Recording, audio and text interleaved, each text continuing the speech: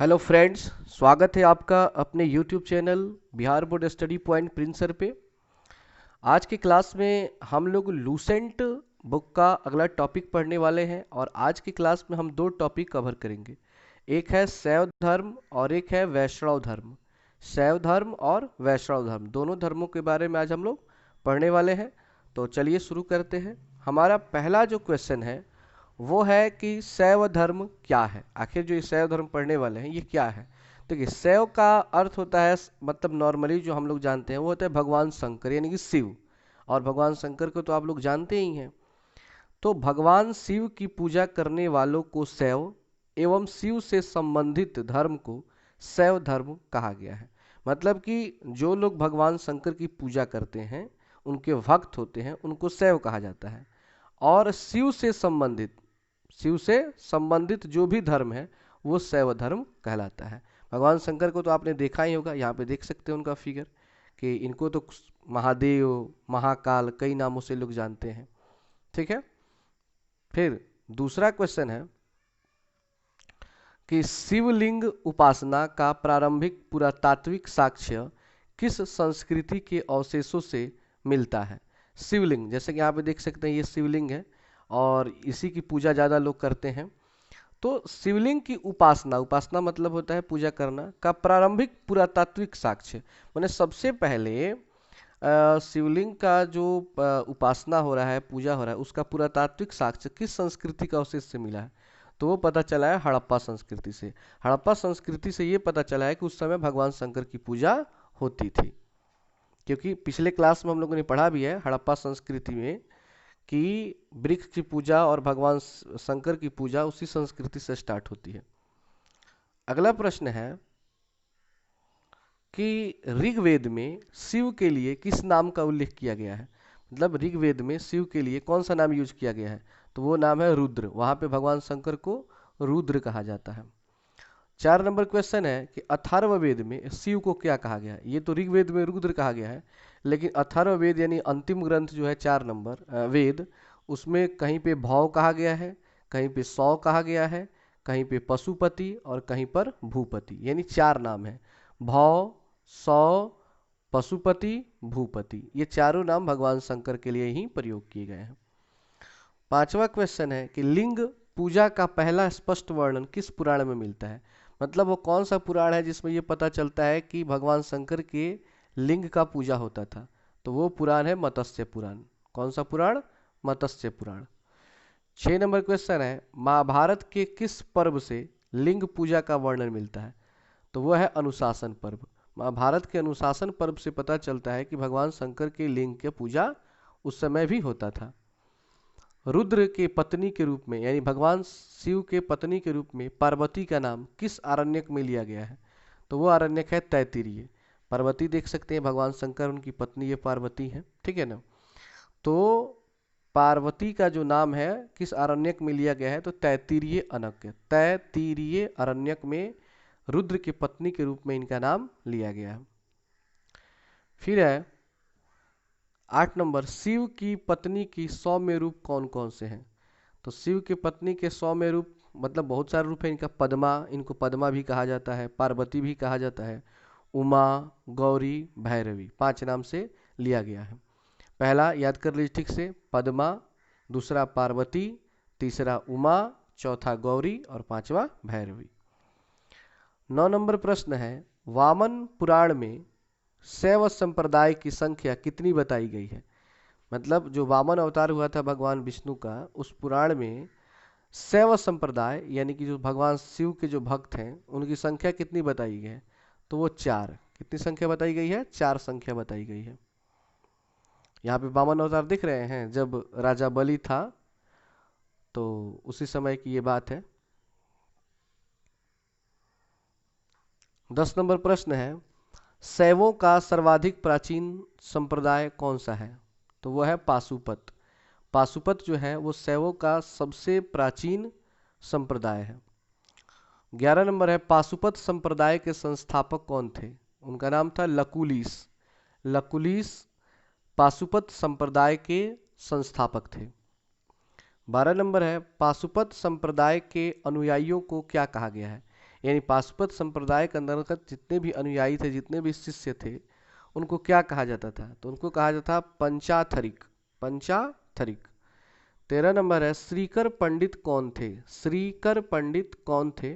तो कहेंगे एक विख्यात पाशुपत आचार्य। एक विख्यात पाशुपत आचार्य, मतलब पाशुपत संप्रदाय के ये एक विख्यात आचार्य थे श्रीकर पंडित।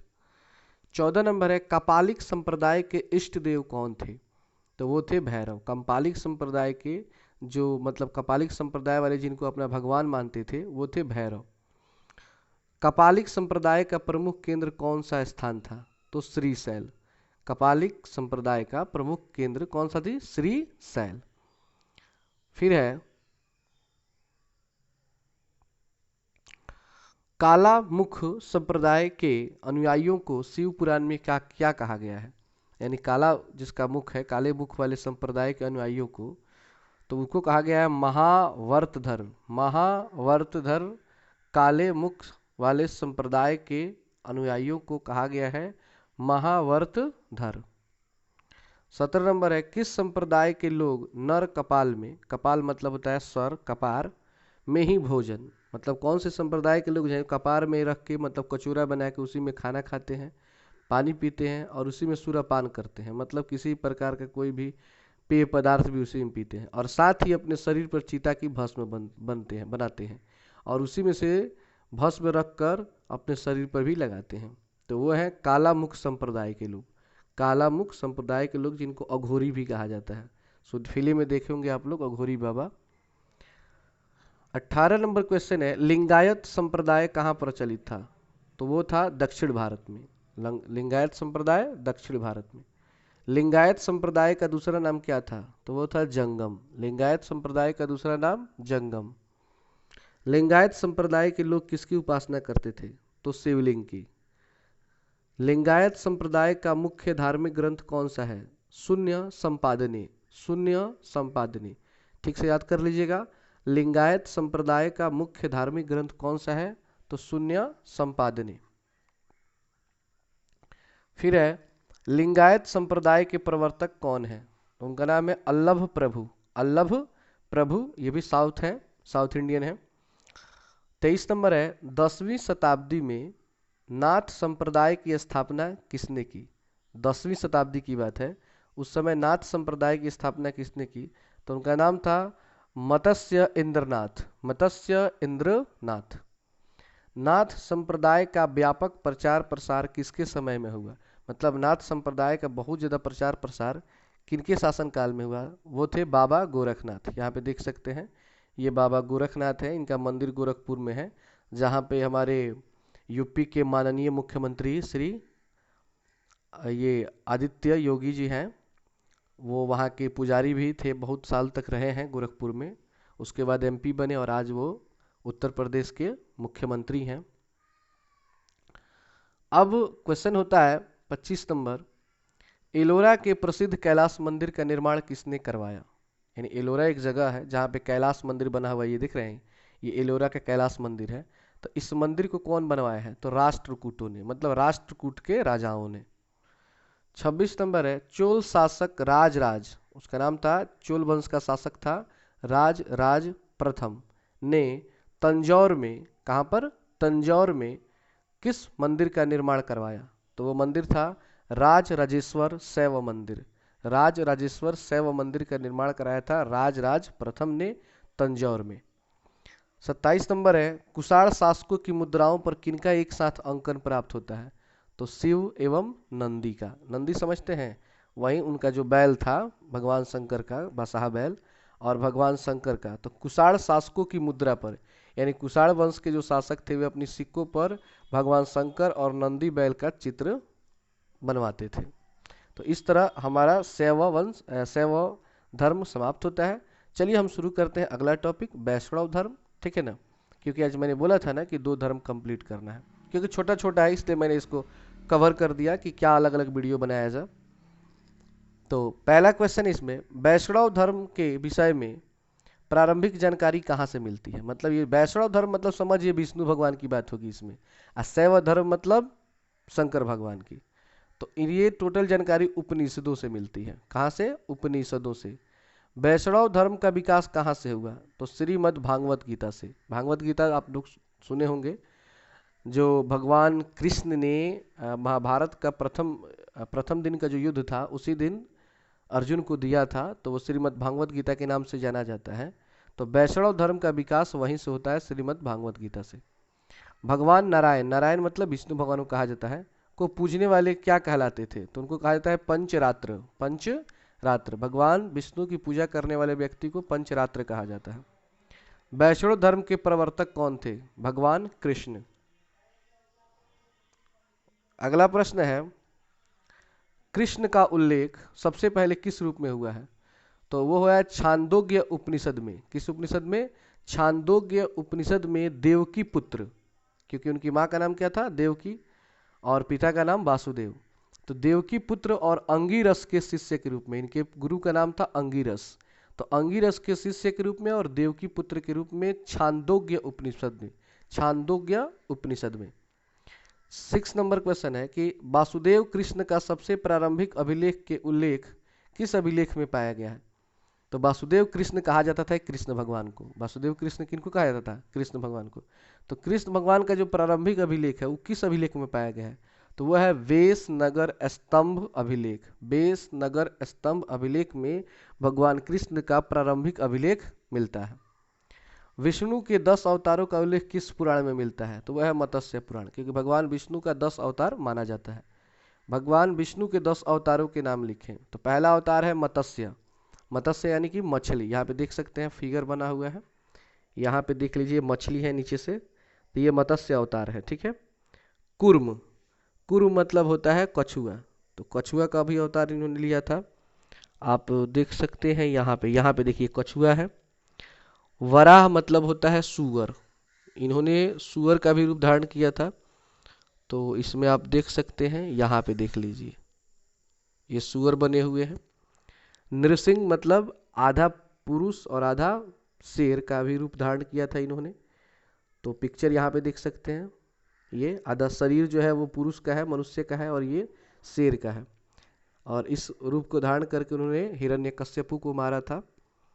वामन, यहाँ पे देख सकते हैं आप, वामन वामन ये वामन छाता लिए हुए और बलि को मतलब उसके सर पे पैर रखे हुए हैं। परशुराम, ये देख सकते हैं परशुराम फेरसा लिए हुए हैं, और सहस्त्र बाहु का इन्होंने वध किया था। राम का अवतार लेकर ये तीर धनुष देख रहे हैं, रावण का अंत किए थे। बलराम या कृष्ण बोल सकते हैं, जिन्होंने कंस का वध किया था और महाभारत की रचना कर दी। और महात्मा बुद्ध, तो ये महात्मा बुद्ध हैं, और कहा जाता है कि कलयुग में अभी अवतार हुआ नहीं है, लेकिन होगा अवतार कल्कि के रूप में। किस रूप में? कल्कि के रूप में।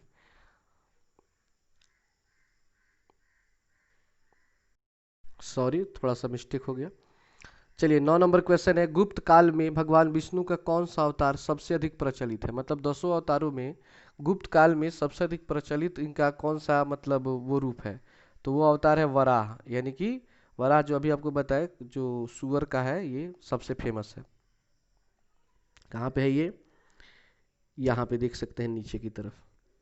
वैष्णव धर्म में ईश्वर को प्राप्त करने के लिए सर्वाधिक महत्व किसको दिया गया है? तो वह है भक्ति। मतलब बताया गया है कि भगवान को प्राप्त करना है तो उसको आपको भक्त बनना पड़ेगा। और लास्ट क्वेश्चन है, अंकोरवाट का मंदिर किसने बनवाया था? तो अंकोरवाट का मंदिर कंबोडिया या कंबोज की राजा सूर्य वर्मा द्वितीय ने 1113 से 1150 ईस्वी के बीच बनवाया था, ठीक है ना। इस मंदिर में लगभग 10 यानी 10.5 यानी 10.5 फीट ऊंची भगवान विष्णु की मूर्ति स्थापित है। तो कंबोडिया का राजा है सूर्य वर्मा द्वितीय, उन्होंने ही 1113 से लेकर 1150 के बीच बनवाया था। तो ये हमारा हो गया शैव धर्म और वैष्णव धर्म। तो आज के लिए इतना ही, इसको अच्छे से आप लोग तैयार करके इसका नोट्स तैयार कर लें, और चैनल पे अगर नए हैं तो प्लीज़ चैनल को सब्सक्राइब कर दें, लाइक वाला बटन दबा दें और अपने दोस्तों में शेयर करें। और फिर मिलते हैं नेक्स्ट टॉपिक में।